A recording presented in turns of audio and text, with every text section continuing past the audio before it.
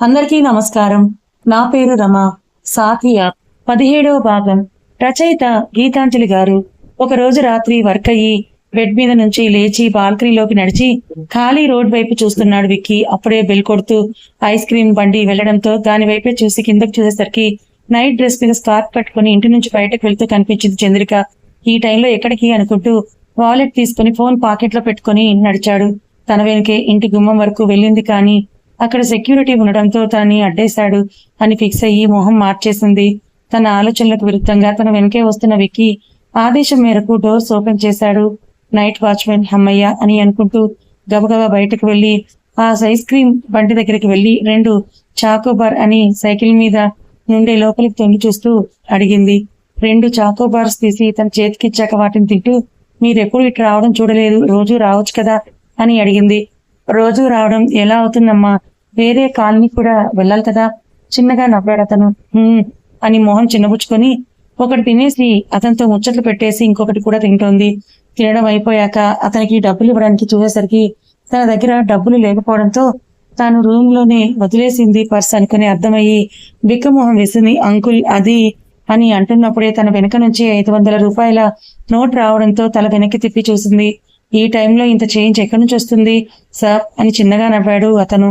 Change అక్కర్లేదు అని ఇంకొక 2 ఐస్ క్రీమ్లు తీసుకొని చంద్రిక భుజం చుట్టూ చేయి వేశాడు. ఆమె మొహంలో ఆ సంతోషం కోసం అతను ఎన్ని కోట్లైనా అవలీలగా ఇచ్చేస్తాడని ఎవరికీ తెలియదుగా.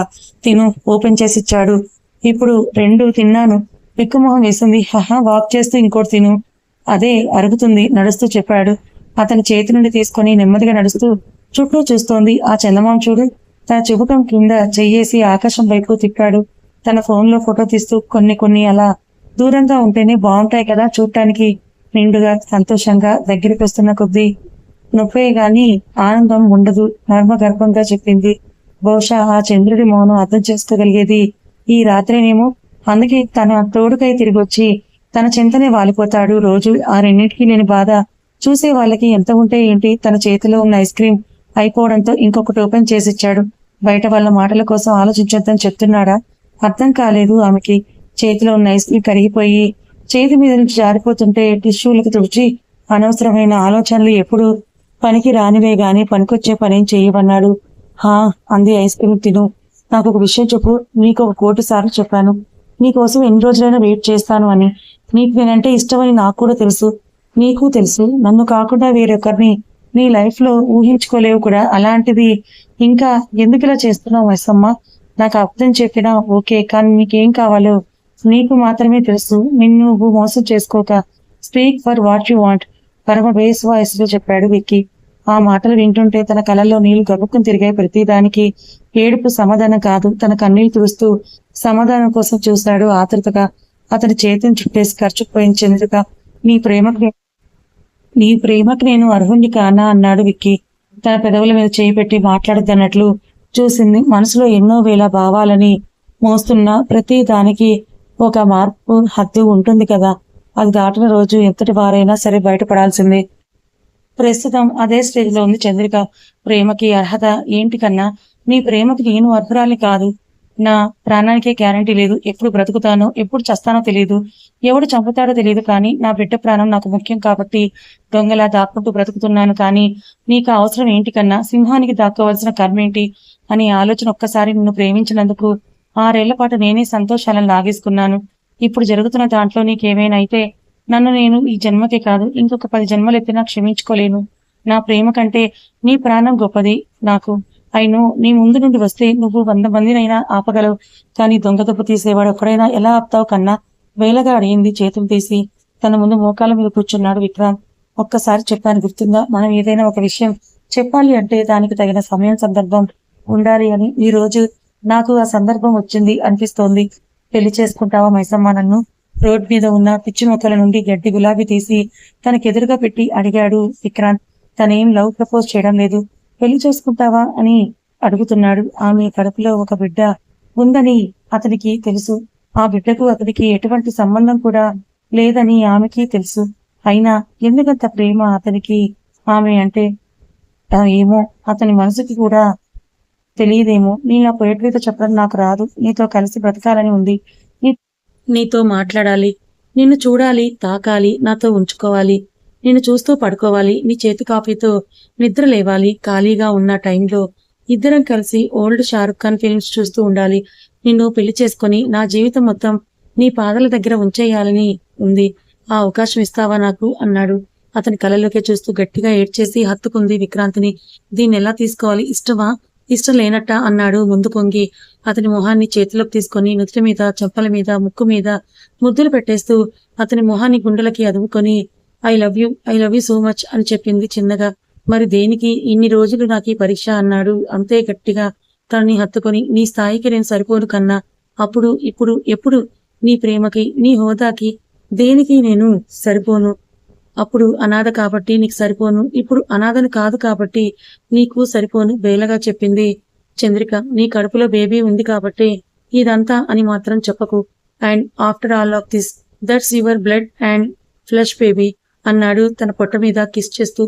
ఆ బేబీ మీద మనకి ఎంత హక్కు ఉందో దాని తండ్రికి కూడా అంతే హక్కు ఉంటుంది కదా అంది. ఫిజికల్ ఇంటిమేషన్ అనేది ఒక ultimate form of expression of love.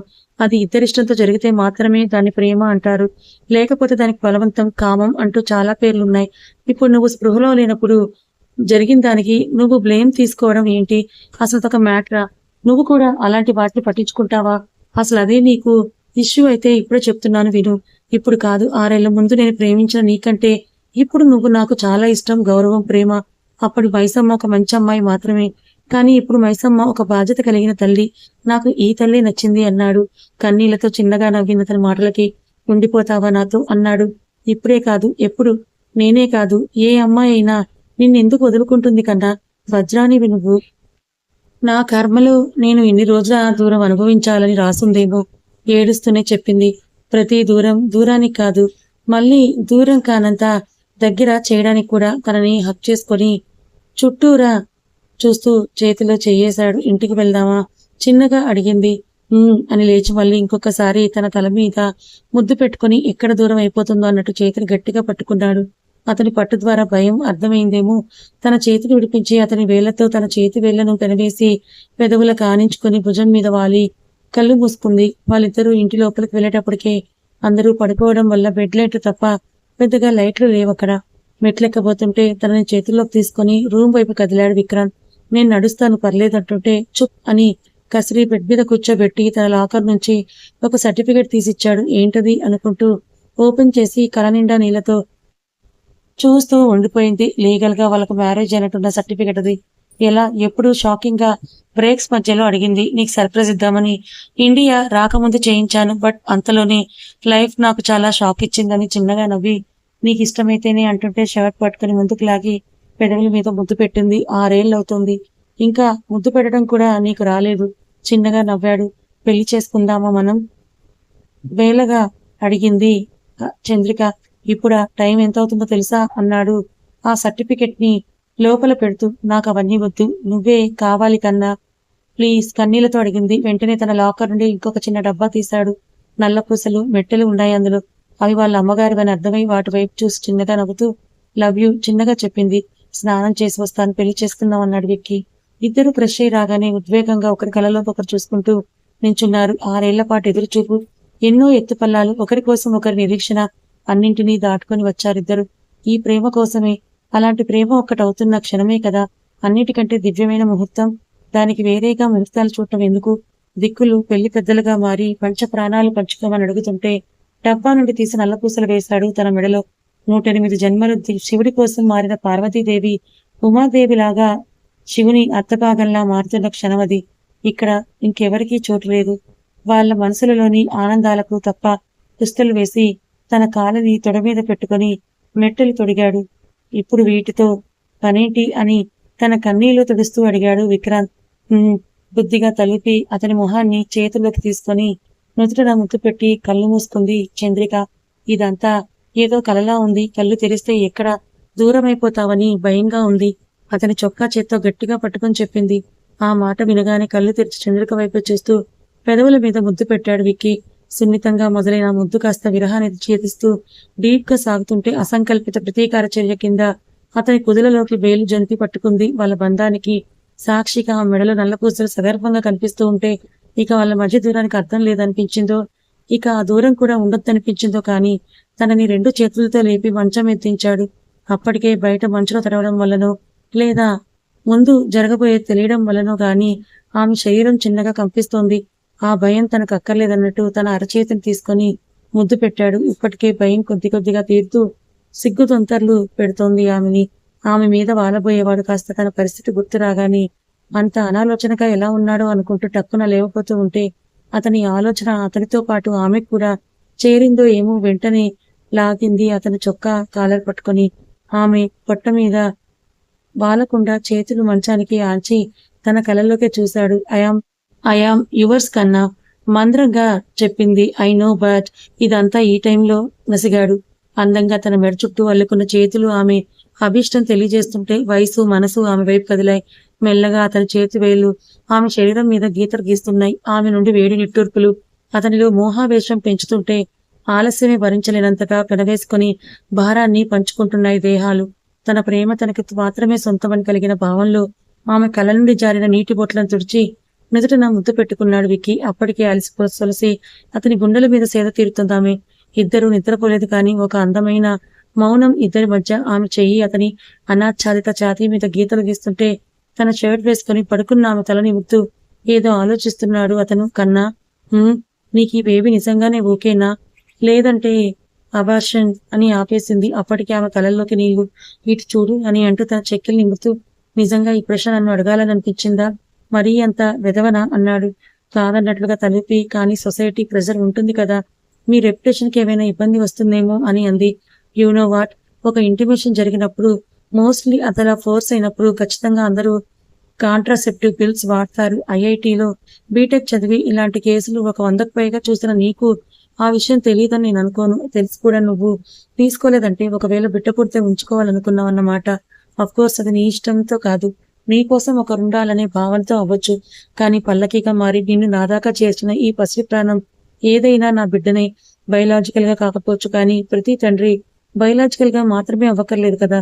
నువ్వు చెప్తున్న ఆ సొసైటీ 6 ఏళ్ల నా బాధని తీర్చలేకపోయింది కానీ ఆ బేబీ తీర్చింది. సో నాకు తనే ముఖ్యం. ఆమె పొట్ట మీద కిస్ చేస్తూ చెప్పాడు.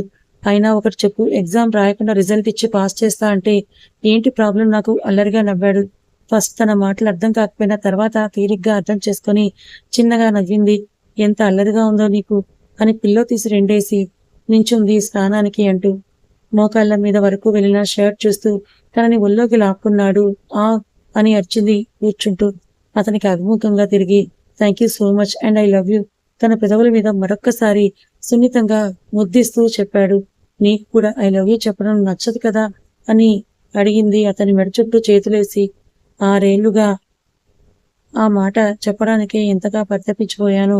అవకాశం వచ్చినప్పుడు వదులుకోవడం ఎందుకు అన్నాడు.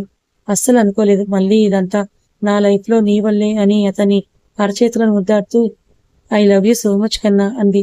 తన చుట్టూ చేతులేసి గుండెలకి హత్తుకొని సున్నితంగా తలని ముర్చి నిద్రపుచ్చాడు. అలసిన ఆమె దేహం త్వరగానే నిద్రలోకి జారుకుంది.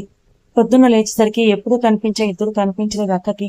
వంట చేసినా ఇంకా కిందకి రాకపోవడంతో ఇంకా లేవలేదు వీళ్ళు అనుకుంటూ కాఫీ కలిపి రూమ్కి తీసుకొచ్చింది. డోర్ నాక్ చేయడంతో అతనికి మెలకువ వచ్చినా కూడా అతని చేతుల్లో బహుముద్దుగా నిద్రిస్తున్న సతిని చూసి మురుసుకుంటూ నుదుటిన ముద్దిచ్చి పక్కకి జరిపాడు. సున్నితంగా బయటకి వెళ్ళబోతూ అద్దంలో అతని అనాచ్ఛాదిత వీపు మీద కనిపిస్తున్న గోటి గుర్తులను చూసి వెళ్లి షర్ట్ వేసుకుని డోర్ ఓపెన్ చేశాడు. ఇంకా రాలేదేంటిద్దరు? 10 అవుతోందని వచ్చాను అని అంది అక్క. రాత్రి సినిమా చూసి లేట్ గా పడుకున్నాం అన్నాడు కట్ తీసుకుని విక్రాంత్. అవునా, సరే పడుకోండి, నేను బ్రేక్ఫాస్ట్ చేస్తాను అని అంటూ అక్కడి నుంచి వెళ్ళిపోయింది ఆమె.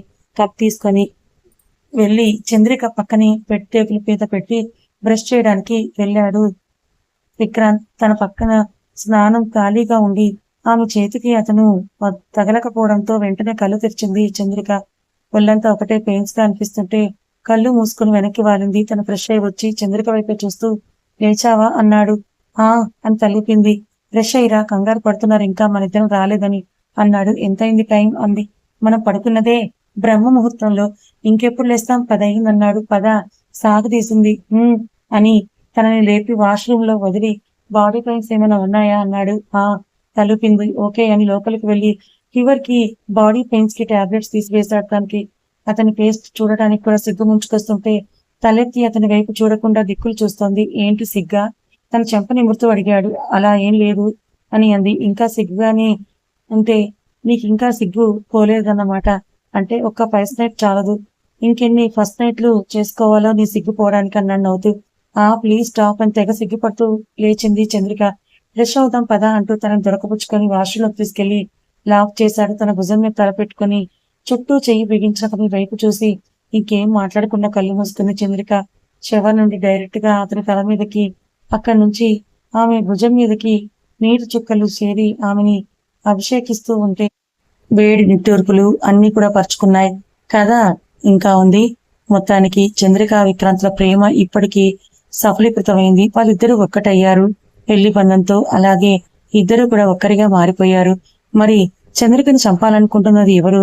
ఆమె కడుపులో ఉన్న బిడ్డకి తండ్రి ఎవరు? విక్రాంత్ తెలుసుకుంటాడా? తెలుసుకుని ఏం చేస్తాడు? చంద్రికకి చెప్తాడా? తెలుసుకోవాలనుకుంటే ఛానల్ని ఫాలో అవ్వండి. కథ నచ్చితే లైక్ చేయండి. Thank you so much.